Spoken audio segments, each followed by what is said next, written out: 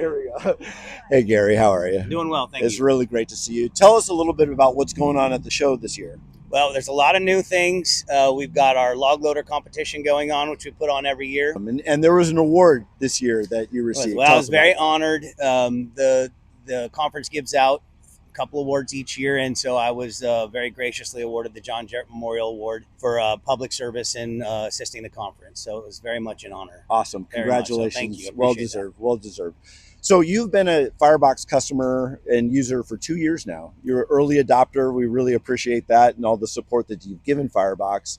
Maybe tell us over those 2 years, what have you learned about your Firebox? What do you like about it? What's something that people may not think of when they're thinking about a Firebox? That's a really great question, and uh, for us in the logging industry, we have specific needs, and I think the thing that I'm most impressed about with Firebox and the designers and what you guys come up with is that you're ahead of the process. So loggers need 300 gallons. We need fire tools. We have specific needs. We need a blade. Hey, we have one with a blade.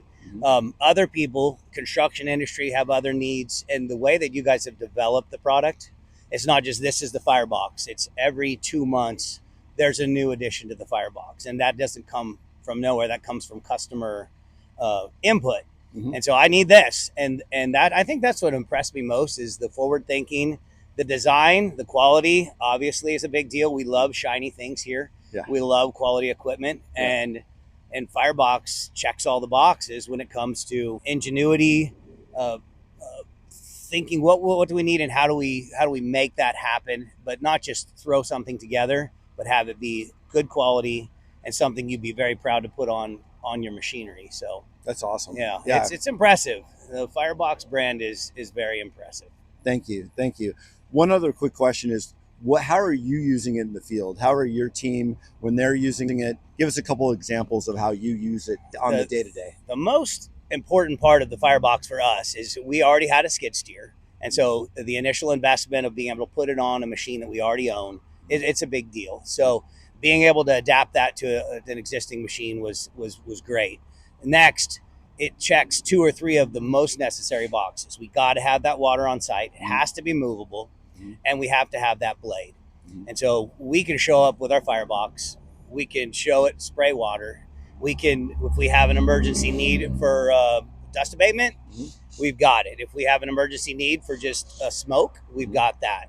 So when you show up with something that looks good, that actually does what you say, Mhm. it impresses the agencies as well. They feel better about having you work on days where there's a little more fire danger. You have that ability to capture and put out something that were to happen. So you in the old days, we bring this old fire trailer in. It's got a 15 horse Briggs and Stratton that it runs occasionally. Mhm. The rubber hose is falling apart. It's very unreliable. And from a practical standpoint, the chances of you utilizing that to actually put out a fire, Mhm. if you're really concerned about insurance risk and your the liability side of things, you got to have something that would actually work. Mhm. And most of the time, we were just putting things in there to get by. Mhm. But this would actually, we could actually jump in there and go put out a fire. Fortunately, we haven't had that need. Mhm.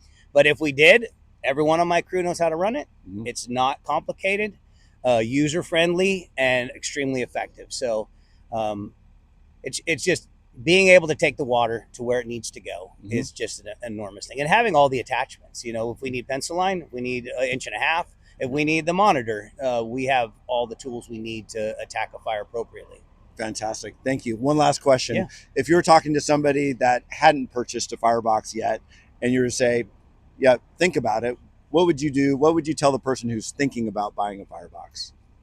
To me, I think you have a pretty good job because if you tell someone what this thing can do, all they need to do is actually see it in action, and they would be pretty sold. Because the idea of building a fire a unit, whether it's a slide-in unit, whether it's a different machine, or whether it's going on this, you've already got the base unit. So if you want to put it on a skidder, you guys have adapted to a skidder. If you want to put it on one of your skid steers, we've got that. So to me, it's like if you're not interested in this, you haven't done your homework, because building a unit is so expensive. And then Mhm. when you get that thing built, you're still not ready to fight fire. Turnkey, ready to go, and I think it sells itself. Yeah.